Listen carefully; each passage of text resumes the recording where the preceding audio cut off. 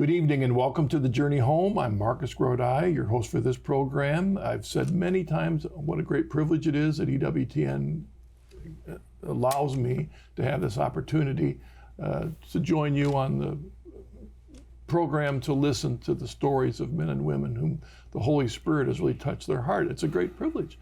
But a special privilege tonight is our guest is Jim Wahlberg, and some of you may recognize that name because Jim comes from a family, some brothers that you may be familiar with, and we're going to hear more about him in a moment. Jim's here to talk about his coming back to the faith. And so, Jim, welcome to The Journey Home. Thank you so much for having me. It's such an honor to be here. Oh, Jim, it really is good. I mean, I just want to sit back and hear about all your story and your family and all that you've done. And also, you're the author of a book called The Big Hustle, a Boston street kid story of addiction and redemption. And you serve as the executive director of the Mark Wahlberg Youth Foundation. All right, so we're going to hear a little bit about that. Sure. But let me step back and let's invite you to get us started on the journey, if you would, my friend. Well, first of all, let me just say again, what an honor it is to be here. I really appreciate it. I've watched the show many times. And I've listened to many people's testimonies, and they've been inspiring, to say the least. My journey started one of 9 children. I'm the middle child of 9 children. I think somehow that there's meaning there. And we grew up in a very working class, more even a poorer neighborhood in Dorchester, Massachusetts. My dad was a truck driver. I remember my earliest memories are living in a 3-bedroom apartment, a triple-decker, right, with their Boston is famous for. Yeah. And they're just 3 apartments on top of each other in a little box. And I remember growing up always with somebody's feet in my face, right, because we slept 2 to a bed, and we had nothing. Boston Catholic? Yeah, Boston Catholic. We had nothing, but I remember being happy as a child, having nothing, and because everybody else in our neighborhood had nothing, right? But the American dream is to progress, right? And so my dad progressed a little bit, and how he did that was he won. He hit the lottery, but not the lottery the state runs, the bookie runs from his car, right? So he made a bet and picked some numbers and won enough money to make a down payment on a house. And so we went from that triple-decker in a poor neighborhood to a 1-family home in a much nicer neighborhood. But it was the first time that I was aware of what we didn't have, right? See, I never knew what we didn't have because nobody had anything, right? Now we live next to people who had 2 cars. Right, we lived next to people who had things, nice clothes, and we still had nothing, right? We had just enough to make the down payment, right? And then it was a struggle every month to make the payment. And my dad drove a truck. He delivered school lunches. And so he would have his truck parked in front of the house, right? Which was embarrassing, right? Everything is embarrassing when you're a kid, right? Because I feel like kids like to, they like to rib each other, right? They like to give each other a hard time. And so we almost never owned our own car. And if we did, it wouldn't last very long, right? Because it was always a used car and we'd beat it up. And so, I remember we were on food stamps and we got government assistance. So we were getting government peanut butter, government cheese, and sort of hiding that fact. And there was a little corner store up the street from our house, and all the older kids worked there at one point or another, right? The store was owned by Greek immigrants, and they knew to hire the local kids, right? It was sort of, it made them part of the community. And so I remember my mom or dad sending me up to the store with those food stamps to get things that were necessities, right, that we needed, that I wanted. But I remember being so ashamed and so embarrassed by the fact that I had those food stamps in my hand that I would go to that store and I would literally wait sometimes hours for a particular kid not to be behind the counter right? So that the Greek guy would be there, right? Because I didn't feel judgment from him, right? But so that feeling of shame, embarrassment, sort of settled in with me, right? And it was a constant for me. And so, at a very early age, I started to sort of hang around with people that were more accepting of me, and they were also sort of having their own difficulties, whatever it was. I think sort of our brokenness, whether they were from broken homes or had parents that were alcoholics or whatever their situation was, we migrated to each other.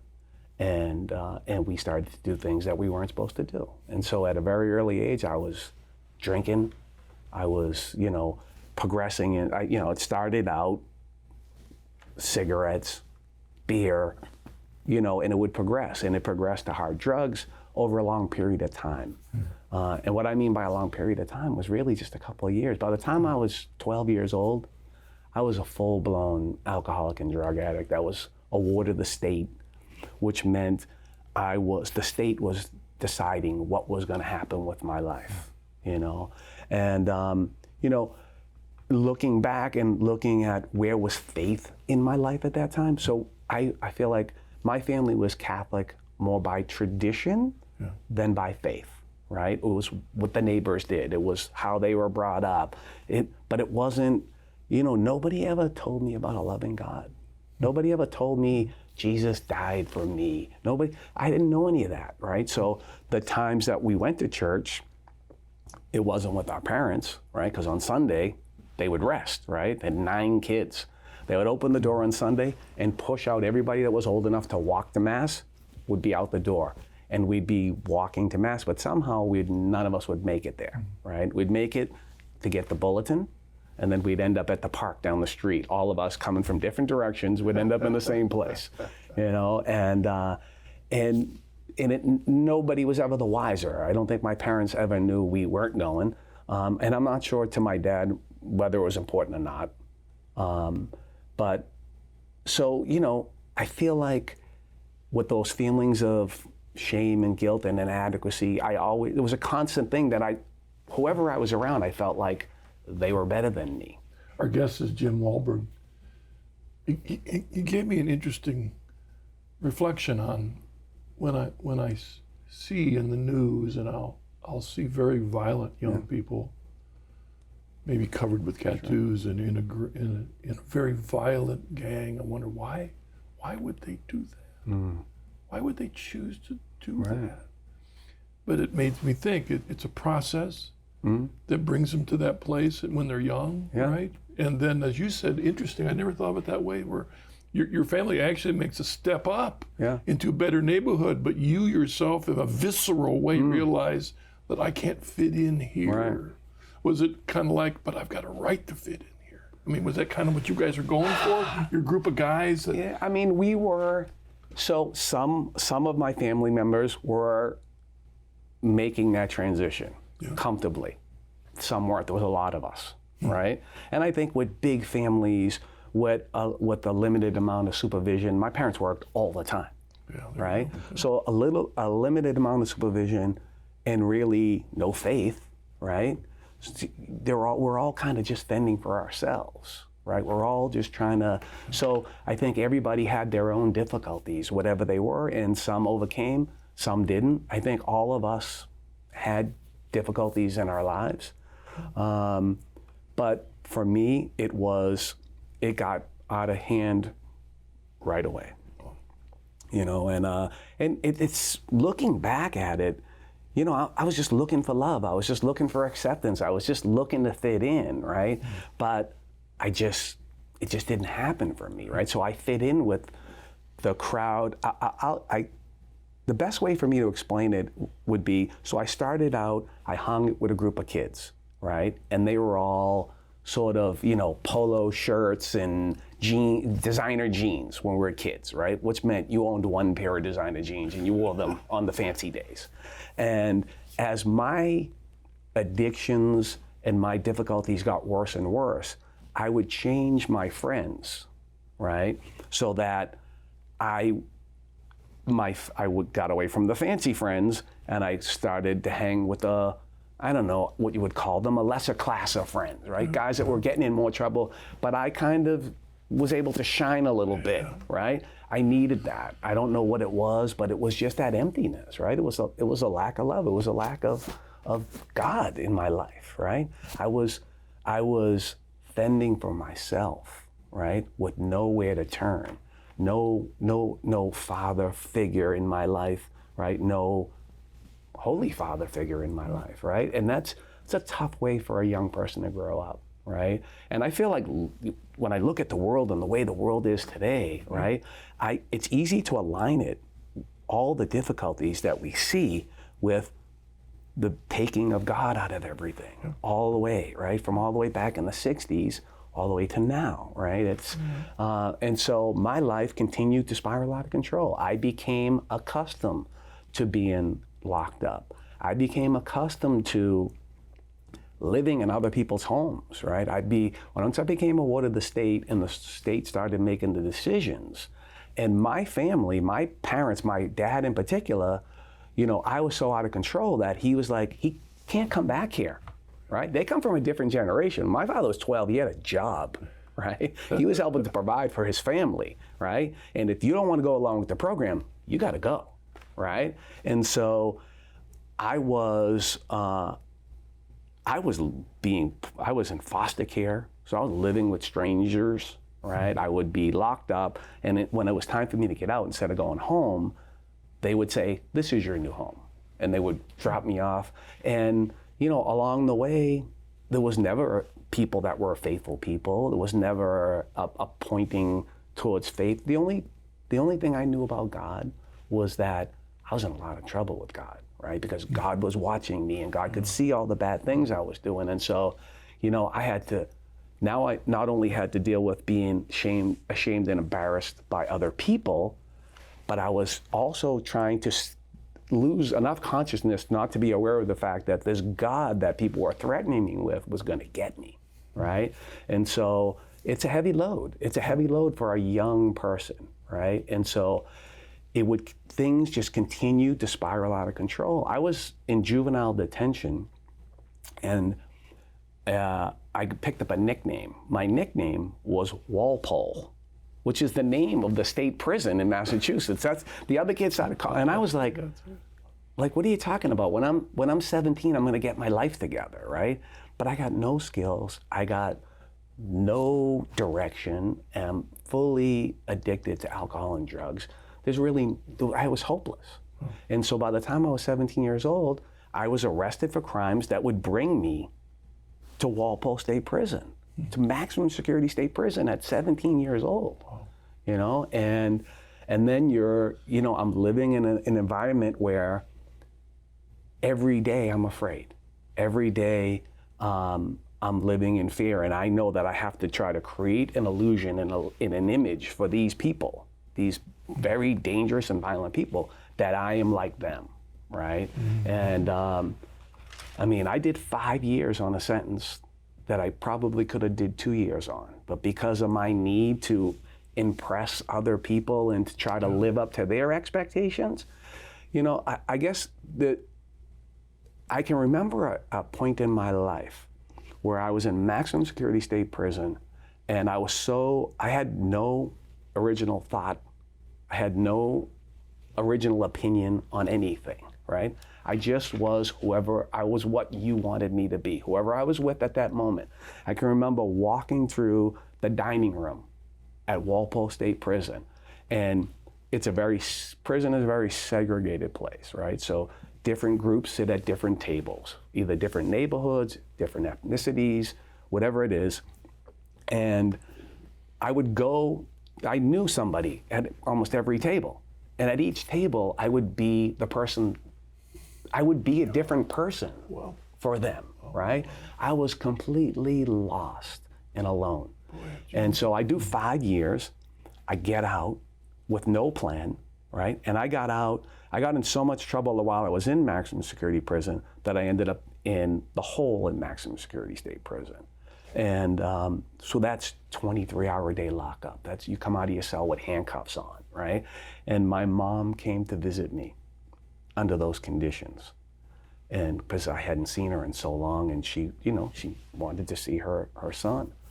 And she tells the story after the fact that she came to see me and she did not recognize me as her own child. She looked at me and she said, "What have they done to my child?" Because she's like, "You were like an animal," right? And she said she didn't make it more than 2 or 3 miles away from the prison. She pulled over and she broke down. And she was broken inside and wondering, like all parents do, what did I do wrong? Where did I go wrong? Blaming herself for the conditions of my life. And Boy, Jim, you made me think about it, and I don't mean to pull us off. Sure. We watch every night in the news and we see these young people. yeah, And you said something there about not having original thought anymore. And that your only place of getting self-value is trying to please whatever person you're with. Yep. And so we see these young people caught up in this craziness, violence. They don't have an original thought left. yeah, Because their only way of feeling a sense of value is, I'm going to please this guy or please this group. So you end up doing crazy stuff. That's where you were. yeah, Wow. And then your mother comes along. yeah. And are you going to fit her? Yeah. Fit her expectations? I didn't even know, I didn't even know she was coming, right? And they come to my cell. Wahlberg, you got to visit. And I'm like, what? I'm like, I have no access to anybody. And so they bring me out there chained up like an animal. And this woman has to look at her child like an animal. And so I almost think at that moment, if you had any self-worth left, that would have, it was gone. To have to do that. Yeah, I can imagine, and I don't remember specifically what I felt afterwards or when I went back to my cell, but I can only imagine that I had totally given up on my life anyways at that point. I assumed that this was gonna be my life for the rest of my life, how long it lasted. And if someone had come to you and said, but you know God loves you, I don't think that would have had a dent. It didn't even, there was zero, that would have, I wouldn't have heard that at all. Yeah. And so I get out after 5 years. And I get out, I found out on Friday, I was getting out on Monday, okay? No plan, nowhere to go.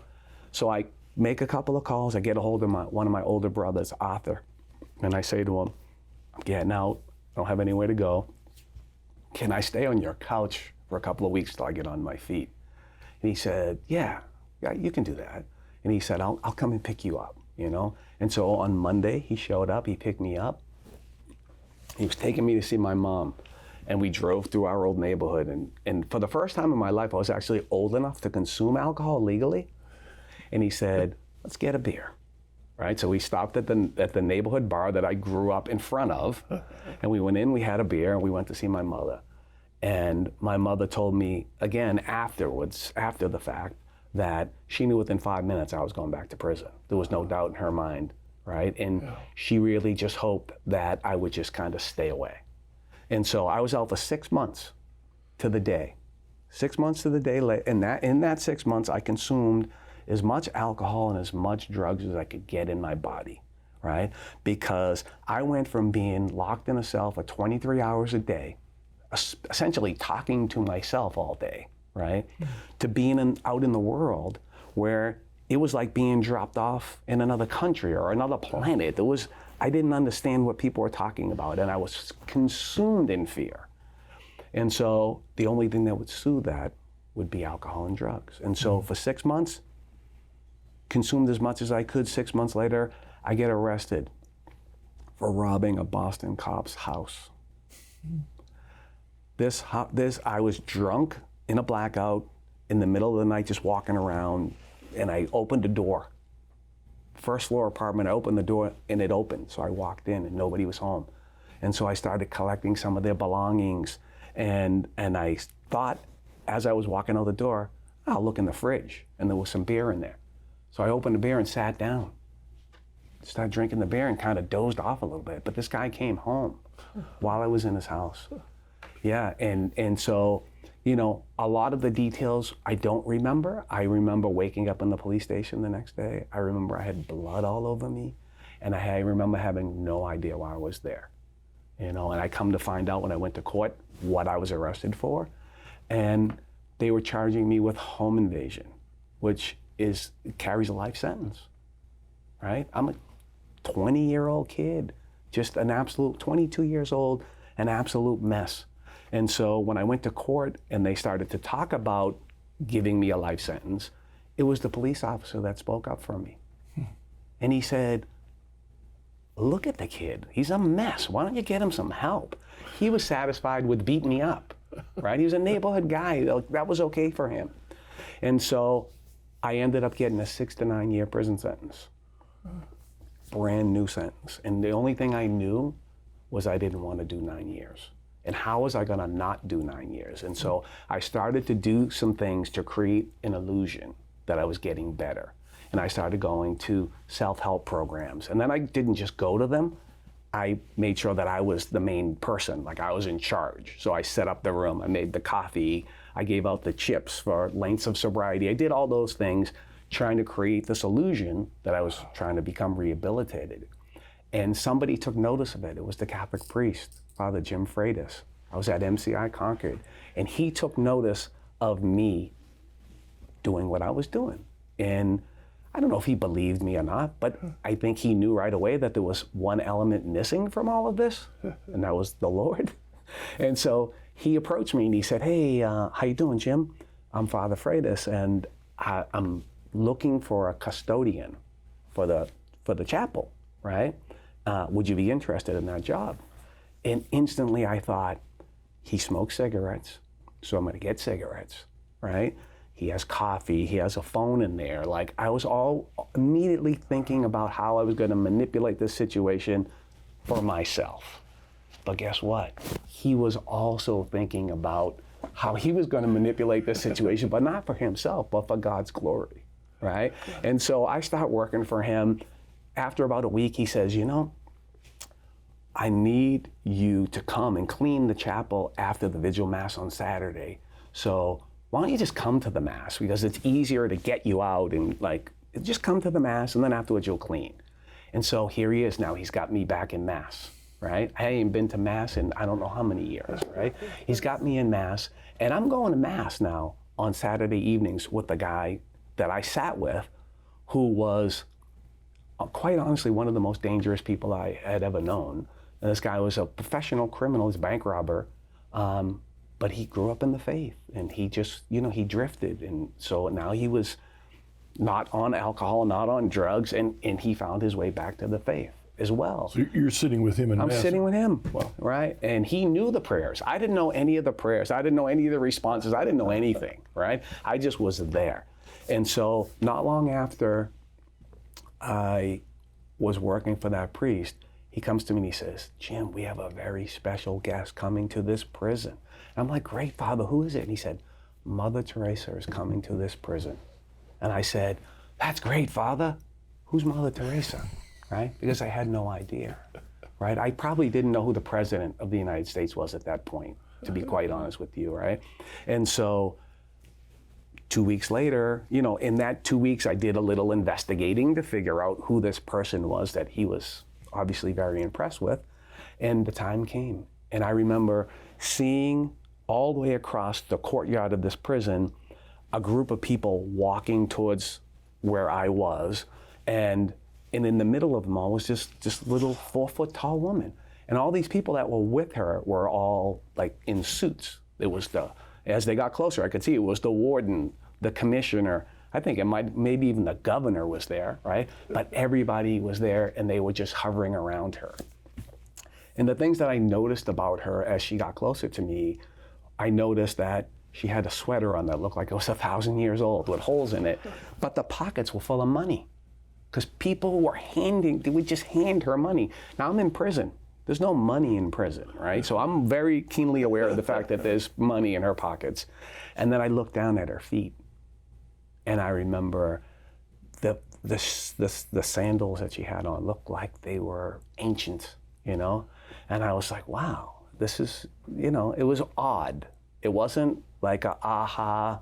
I just didn't understand. And then it was time for the Mass. And because I worked in the chapel, I was part of the procession. And so I remember processing in with the cardinal and priests and all these dignitaries and Mother Teresa and her sisters from her order. And I remember the cardinal beckoning her to come up to the altar. He had a special chair for her, and her very gently and kindly refusing. And no, I'll be here with her sisters on her knees, surrounded by criminals. Okay? And there's 800 people in this room. It's in the gymnasium at this maximum security state prison. And it came time for her to go up and to speak. And she spoke. And for a time, at least the way I remember it now, it was like she was speaking directly to me. It was like the rest of the people just kind of fell away. And I heard for the first time in my life that God loved me. And that I was more than the crimes that I had committed, and I was more than the number that they identified me by in that prison. And that Jesus Christ had died for my sins, right? And it blew me away. I felt God's love in that instant. And in that moment, I felt his presence in my heart. I felt different. I wasn't sure what I felt, but I knew this. The next day, I ran back to Father Jim Freitas, and I said, Father Jim Freitas, I need to know more about this God that she's talking about, that loves me, right? I need to know more about this, right? And he said, okay, in a very just loving and almost like a little snicker, a little laugh, right? Okay. And he started to prepare me to make my confirmation. I'm 22 years old, I'm in state prison, and I'm starting to prepare to make my confirmation. And I got transferred from that prison to another prison. And he called the priest at that prison and passed me off to that priest. And then I got transferred again, and he passed me off to that priest. And then it was a year and a half later, and it was time for me. I was in a minimum security state prison, and it was time for me to make my confirmation. And I remember calling my mom. And I called her and I asked her if she would come and visit me, because she hadn't visited me since that time when she saw me in that cage. And I said to her, Mom, I'm going to make my confirmation. And she knew that something was happening. Family members had visited me. She knew that there was something going on in my life, that I was addressing sort of the disaster that my life had become. And I asked her if she would come, and she said, I don't think I can. And she said, let me think about it. And then I spoke to her the next day, and she reluctantly said she would come to my confirmation in prison. And she has said to me over the years, I lost my mom just about 2 months ago now. And she had dementia. And so she lost her, it wasn't complete. She always recognized her children, but her world got a lot smaller. And her stories, my mother was a beautiful storyteller, and her stories, she had thousands of them, were whittled down to just a few. And then at the end, they all sort of blended together and became one story. But the one thing that she never forgot was that day, the day that I made my confirmation.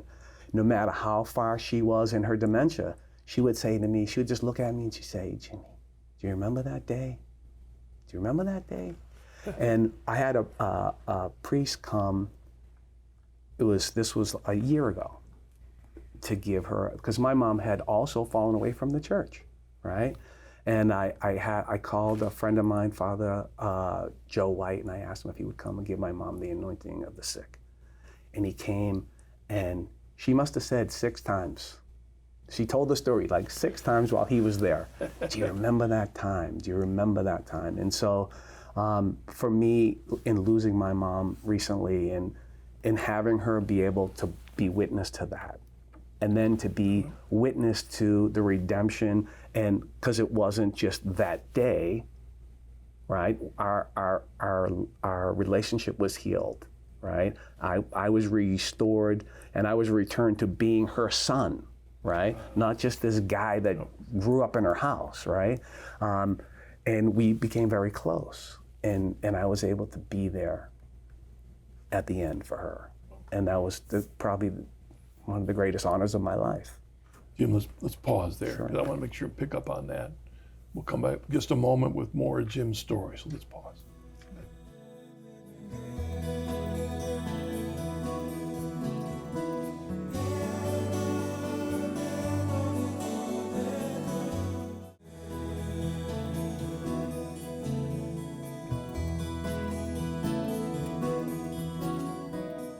Welcome back to The Journey Home. I'm your host, Marcus Grodi, and our guest is Jim Wahlberg. Jim, I'm just really moved by what you've been telling us. I know that you have to cram a whole bunch of, a whole life into a short time. That's the program. Right. But it is, again, as we were talking during the break, I'm amazed that old saying, but for the grace of God go I. I mean, there you are. Yeah. But you stopped your description of your mother's, Right. the intimacy that you were able to share with your mother. Yeah. And how do we get from there to here? Yeah. Well, You know what I'm saying? Here you are sitting here, praise God. I mean, wow. Well, I mean, I think there's obviously, like you said, there's just so much to cram in, but there's so many important parts that I cannot gloss over, right? And that is, so I get out of prison.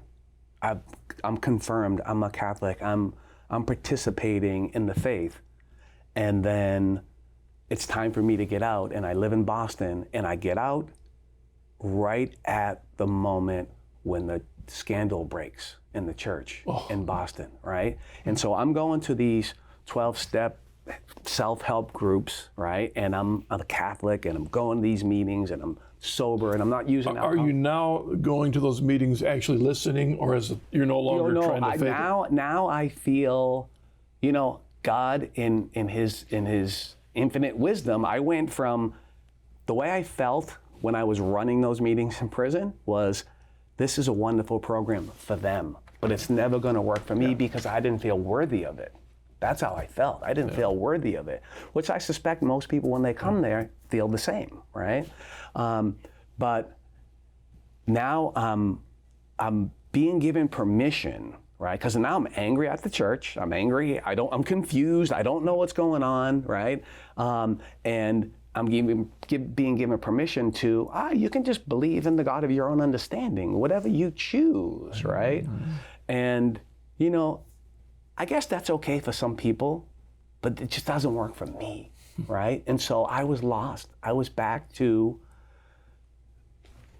not using drugs. I was not using alcohol. I was from the outside, it looked like I was doing fantastic because I was back to only worrying about the outside. I was back to only worrying about what you thought of me, right?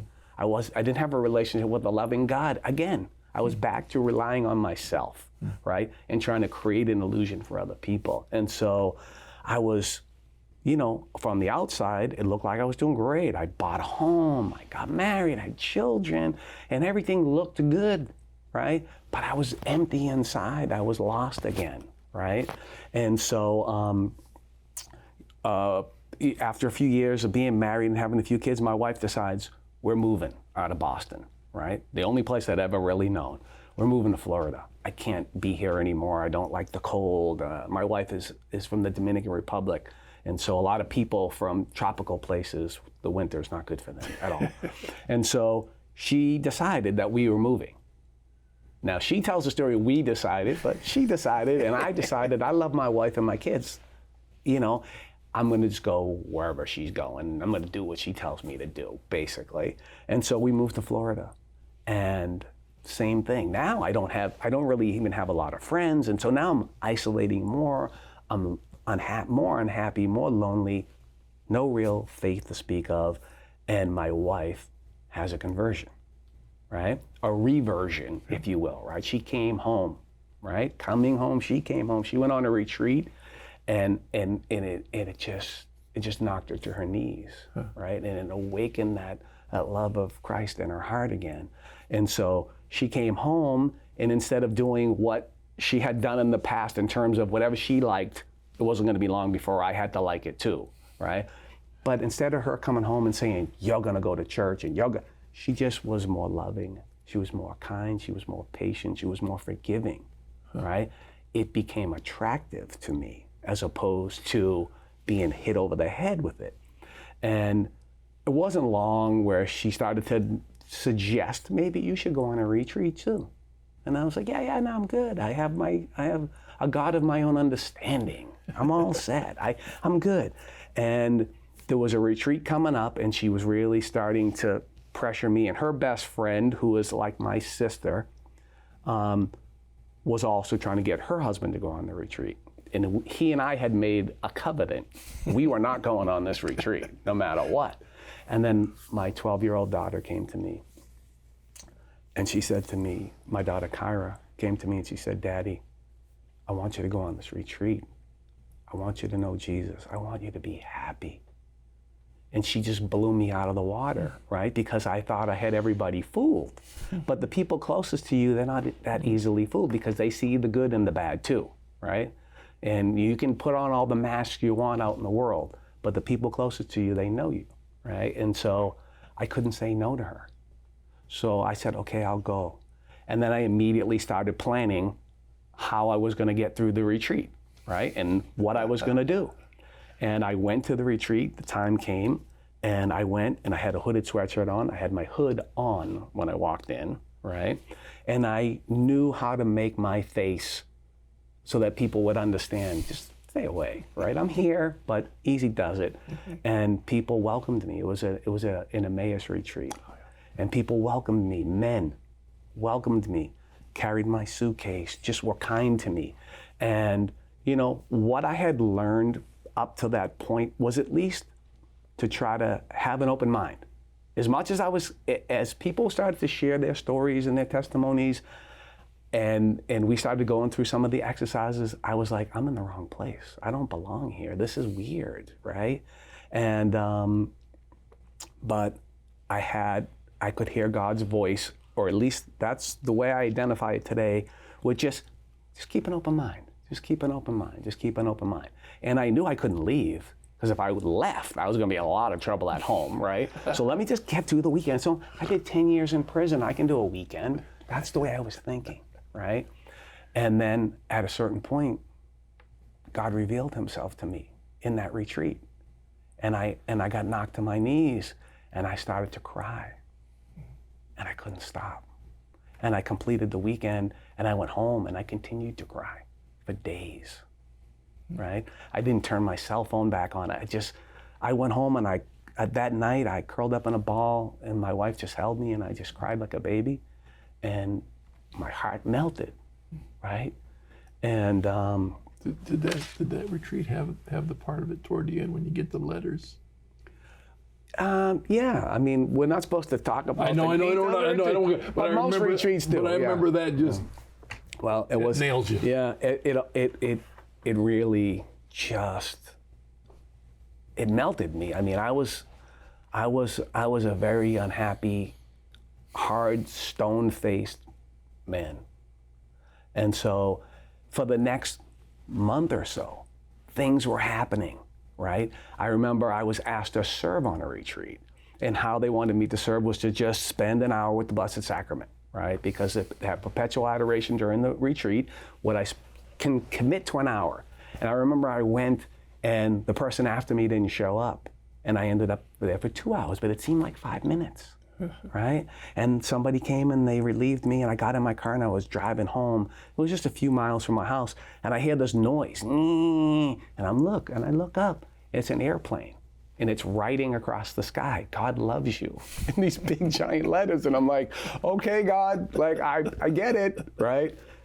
Here's the thing, all my previous experience taught me some important lessons. And the important lessons that they taught me were that if I wanted to continue to feel the way I felt right at that moment, if I wanted to continue to feel God's presence in my life, that I was gonna have to work on that relationship, right? That I was gonna have to put effort into it. If I thought I was just gonna cruise on this feeling that I felt, then I was sadly mistaken. I already knew that. I already had that experience. I had that Mother Teresa experience, right? Of having this awakening of my spirit and feeling God's presence in my life. And so I started to try to do things different. And I started to walk in the faith with my wife. And for the first time in my life and I started to pray together, right?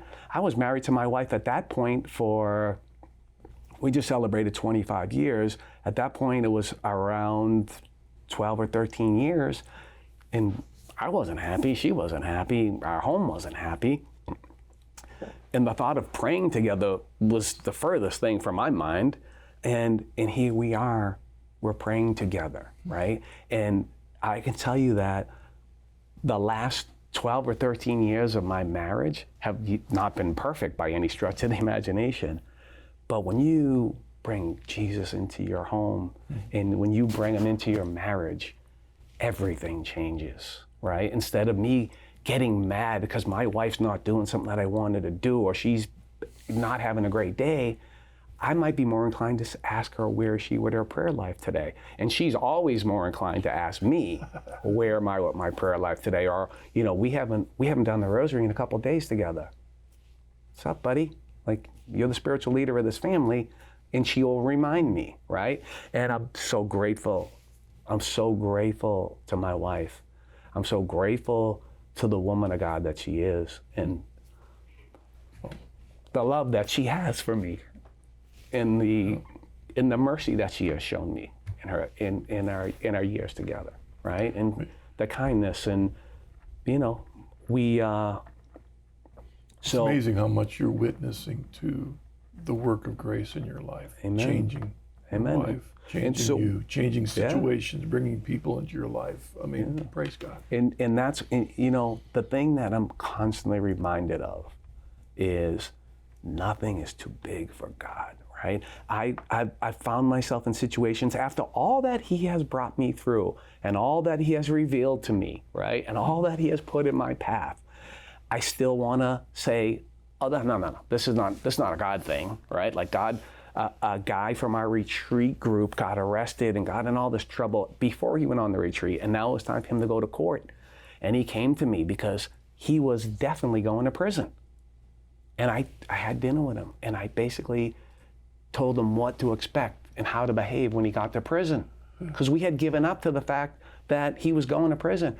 And we go to court. He asked some of us to go to court with him, to be there for him, to support him.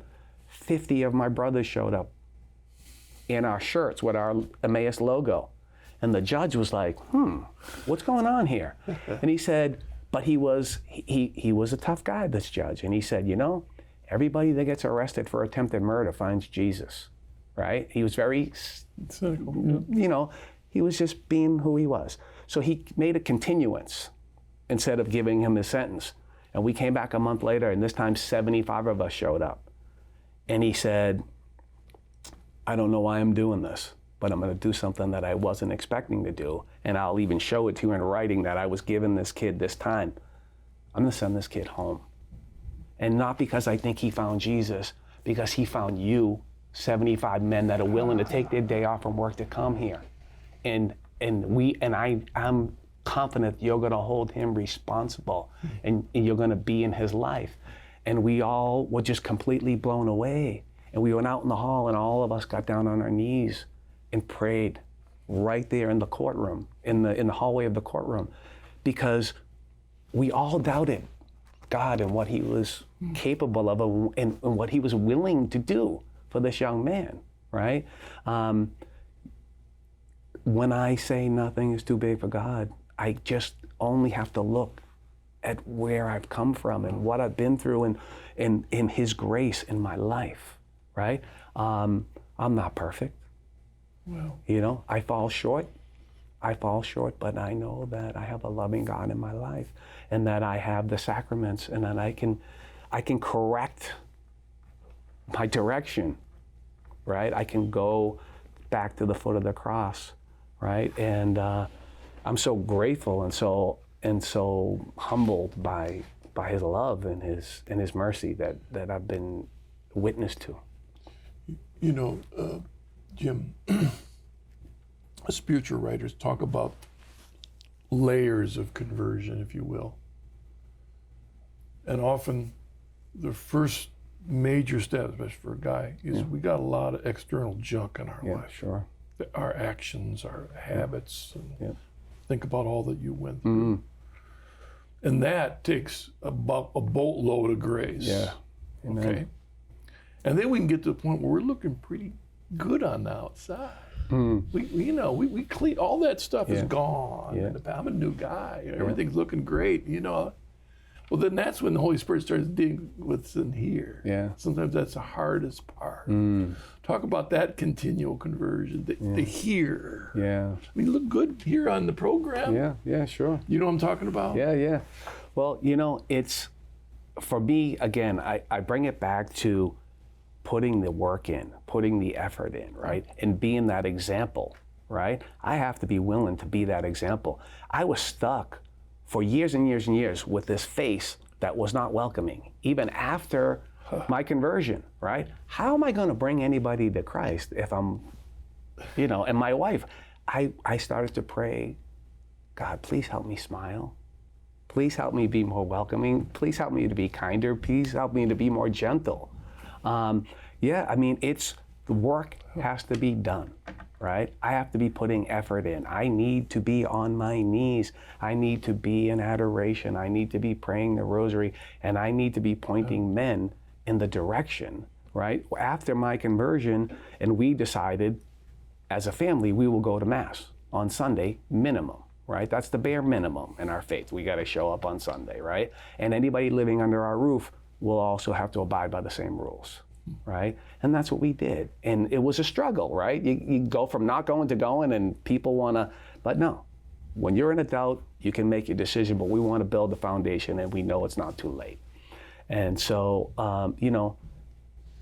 we can't just talk about it, right? I imagine that first confession back, you didn't have much to talk about.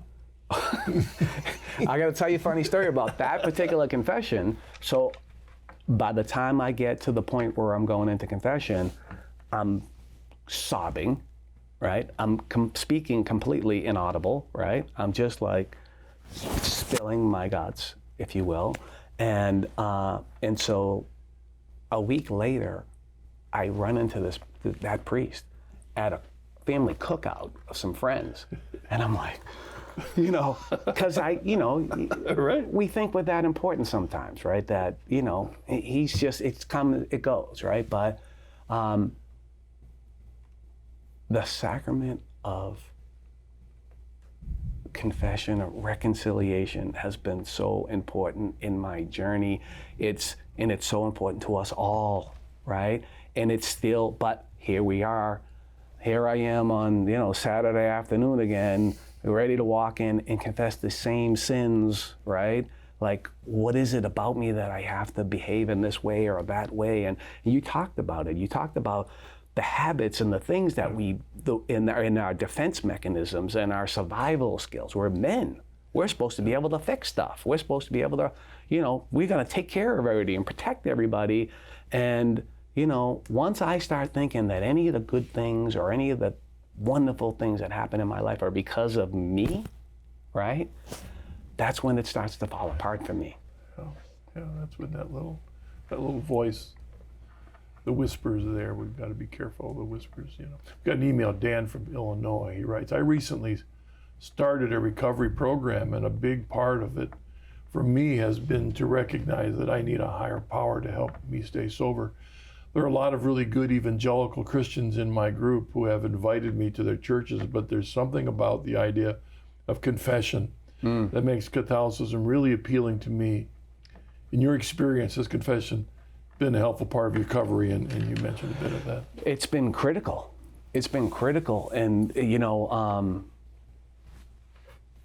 I can confess if I want to just a regular guy, right? I mean, it's part of the process, right? And that's helpful. It's practice, right? But for me, I had to take it to, the only place I'm getting absolution, I'm not getting absolution from Sam or Joe or Bill, but Father, he has the ability, right? He has been given that authority by Christ, right? To forgive me of my sins, right? And I can't, my problem is that I'm such a guilt-ridden person now, right? Like I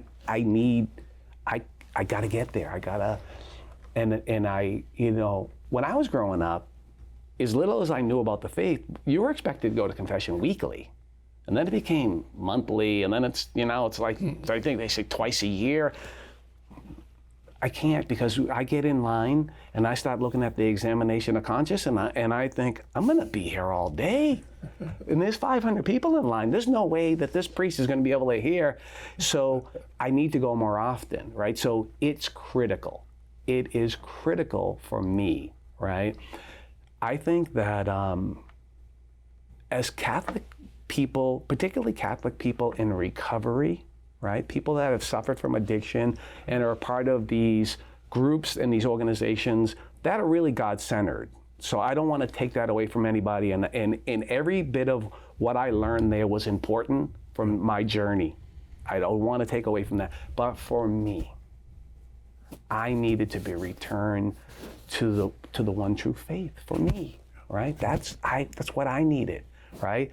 And I was without a drink or a drug for a great many years and unhappy, right? Until I had my conversion, until I was introduced to Jesus Christ, until I made that decision, right? That I want this, that it was like, if I look back in my life, the happiest people I know in my life are people that have Christ in their life. Not the ones that have everything materially or whatever it is, right? Whatever the world says is success. No, because some of them don't have really much of anything. But they have a look in their eye, like the look in your eye. The gleaming in your eye tells me, I want that. What is that? And how do I get some of that? We always hope that our lives are a beckoning to other people. We hope that. So we pray, Lord, help us to be a good beacon, of your light. Because just as you said, what is it that we convey? Right. Let's try and get one more email in. Sure. We got a couple minutes. So Jason from Connecticut. I know a lot of people who are in recovery from addiction are also rediscovering faith along the way. Is there anything we can do in our Catholic parishes to be more welcoming to those who are seeking to get their life back on track? I mean, is there more? Absolutely, right? Absolutely. Being more welcoming. I think the difference between now and many years ago was that not everybody knew somebody that had problems with drugs and alcohol. Now everybody is either related to somebody or knows somebody, right? As people of faith, we're supposed to be loving each other. We're supposed to be there for each other and lifting each other up. So absolutely. And there are a couple of programs that have been started, CALIX and a few other programs that are Catholic-centered, right? Recovery roads, right? And so I encourage that. I encourage getting involved in your parish. Don't wait for them to do something or to give something or to be. Introduce it to your priest. I remember when you said, when you arrived at the Emmaus weekend, you had a hood on, Yeah. you had your face, Yeah. and you were not going to lay anybody close to you. But what did the guys do? They love me, man. They just They, love like you me. said, they welcomed you. And they were laughing at me. And they still, when they talk about that now, they'll still tell that story about how I looked when I walked in. And you're saying we need to be welcoming at our church. We need to be because people welcoming. come to the church We that need to way. be welcoming. We need to love each other. We have a minute left. We didn't have much chance to talk about the Mark Wahlberg Youth Foundation story that you work with. Yeah. So the Mark Wahlberg Youth Foundation is very simple, inspired by my mom, right? My brother started to achieve a great amount of success, and she's like, okay, but now what are you gonna do? And he knew exactly what she meant. And so our priest, Father Jim Flavin at the time, came to us and said, I just got appointed to the new parish. The place is falling apart. The gym needs a new roof. Can you help?